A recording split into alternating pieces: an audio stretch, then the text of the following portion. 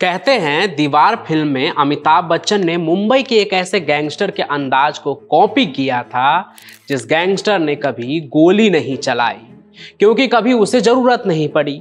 वो गैंगस्टर जिसने अपराध को एक ऐसा रूप दे दिया था कि लोग उसे हीरो ही मानने लगे थे। ये कहानी है इमरजेंसी में जेल जाने वाले उसी गैंगस्टर की।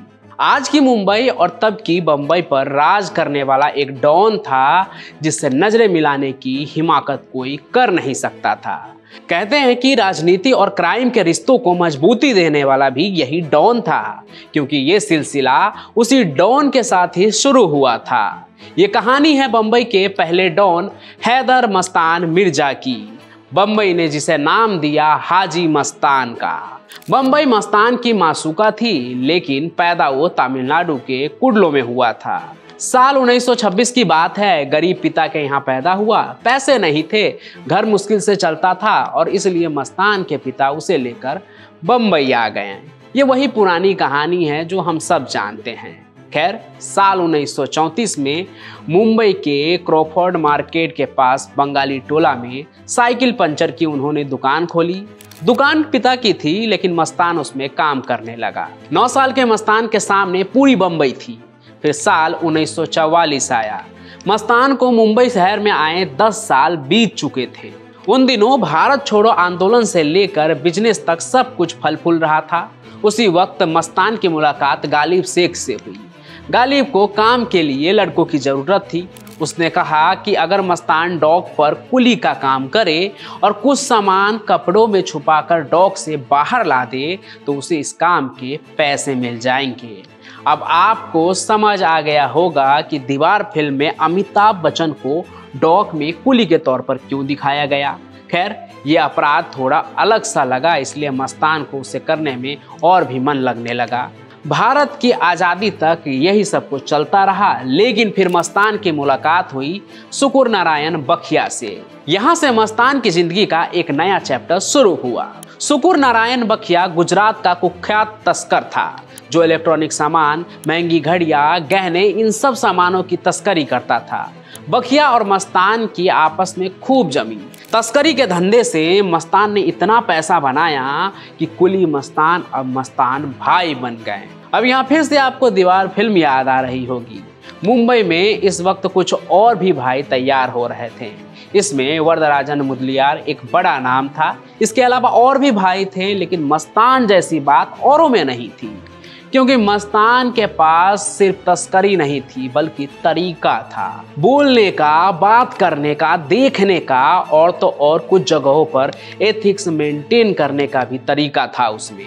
हाजी भले ही तस्कर था, लेकिन जितना एथिक्स उसने मेंटेन किया उसकी लोग आज भी मिसालें तो देते ही हैं। मस्तान की शुरुआती जिंदगी का एक किस्सा है, ईमानदारी का किस्सा। एक बार जब वो किसी और के लिए तस्करी कर रहा था तो सोने का एक बिस्किट उसके हाथ में रह गया। बिस्किट का जो मालिक था वो जेल चला गया। 3 साल बाद जब वो जेल से छूटने के बाद आया तो मस्तान ने 3 साल बाद भी सोने की वो बिस्किट उसे वापस कर दी। कुछ इस तरह के किस्से मस्तान के बारे में खूब चले। लोग कहते थे कि गुंडा तो है, लेकिन शरीफ गुंडा है। ये शरीफ गुंडा 1970 आते आते हाजी मस्तान बन गया। अब वो कुलीगिरी नहीं करता था, लेकिन पैसा खूब मिलता था।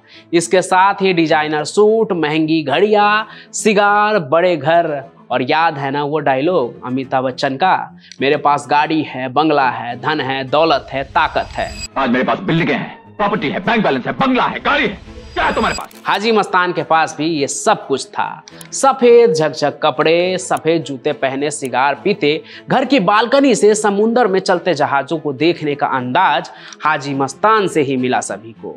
कई बार वो हज करने भी गए और लोग उसकी इज्जत भी करते थे। डरते भी थे, लेकिन इज्जत ज्यादा करते थे। नेताओं से उनकी अच्छी बनती थी, पुलिस वालों से भी बनती थी। जिस वक्त हाजी मस्तान का उभार हुआ, बॉलीवुड उसी वक्त जवान हो रहा था। मस्तान के बॉलीवुड के लोगों से संपर्क बढ़ने लगे। कहते हैं कि वो मधुबाला का बड़ा दीवाना था। दोनों के बीच में दोस्ती भी हुई, लेकिन रिश्ते नहीं बन पाए। दिलीप कुमार, अमिताभ, राज कपूर, धर्मेंद्र, फिरोज खान, इन सब से मस्तान की दोस्ती के किस्से बंबई सुनाती थी। और रसूख इतना था कि मस्तान के कामों पर कोई उंगली नहीं उठा पाता था। लेकिन फिर 1975 में कुछ ऐसा हुआ कि हाजी मस्तान का रसूख धरा का धरा रह गया। इंदिरा गांधी ने इमरजेंसी लगा दी, पुलिस भी भूल गई कि कौन क्या है और हाजी मस्तान को भी जेल जाना पड़ा। लेकिन मस्तान को जेल में भी वीआईपी इंतजाम दिया गया। उसने जेल में भी तमाम अफसरों को महंगे महंगे उपहार दिए। इमरजेंसी के दौरान हाजी मस्तान ने 18 महीने जेल में गुजारे। इसी बीच उसकी मुलाकात एक ऐसे शख्स से हुई जिसने उसका पूरा नजरिया बदल दिया। ये शख्स थे जयप्रकाश नारायण। जेपी से मिलने के बाद मस्तान ने जुर्म से सारे नाते तोड़ने की कसम खा ली। मस्तान के बारे में कहा जाता है कि उसने इमरजेंसी के दौरान विपक्ष के कई नेताओं को छुपने और भागने में मदद दी थी। इमरजेंसी खत्म होने के बाद उसे इसका फायदा भी मिला। उसके सारे पुराने केसेज ठंडे बस्ते में चले गए। 1980 में हाजी मस्तान ने राजनीति में भी कदम रखा। दलित मुस्लिम सुरक्षा महासंघ नाम से पार्टी बनाई। वो दलित मुस्लिमों की राजनीति करने लगा। दिलीप कुमार भी खूब प्रचार करते थे उनकी पार्टी का। बम्बई, कोलकाता और मद्रास में इस पार्टी का प्रचार हुआ, पर हाजी मस्तान हर जगह हारा। पार्टी को सफलता मिली नहीं। इसके बावजूद हाजी मस्तान जब तक जिंदा रहा, बम्बई में उसका खूब रसूख बना ही रहा। कहते हैं कि हाजी मस्तान ने कभी किसी पर गोली नहीं चलाई, बहुत सारे लोगों की मदद भी की। उसके अंदाज को कई गैंगस्टर ने बाद में कॉपी भी किया, लेकिन गोली ना चलाने वाली बात कोई कॉपी नहीं कर पाया। डोंगरी टू दुबई किताब में हुसैन जैदी बताते हैं कि दाऊद इब्राहिम की शुरुआत भी हाजी मस्तान के अंदर ही हुई थी। लेकिन दाऊद को लगता था हाजी कोई डॉन नहीं है, उसने बस एक इमेज बना रखी है और सिर्फ इसलिए वो बम्बई पर राज नहीं कर सकता है। आगे बढ़ने के लिए दाऊद ने एक प्लान बनाया। उस वक्त दाऊद 19 साल का था। हाजी मस्तान की एक अटैची ले जाई जा रही थी जिसमें 5 लाख रुपए थे। उसे लूटने का प्लान बना लिया दाऊद ने। इस प्लान में उसने 2 लड़कों को शामिल किया जो हाजी मस्तान के पीटने के चलते खार खाए हुए बैठे थे। लेकिन ऐन मौके पर दाऊद से गलती हुई। यह दाऊद की पहली बड़ी डकैती थी। उसे लग रहा था कि उसने हाजी मस्तान को लूट लिया।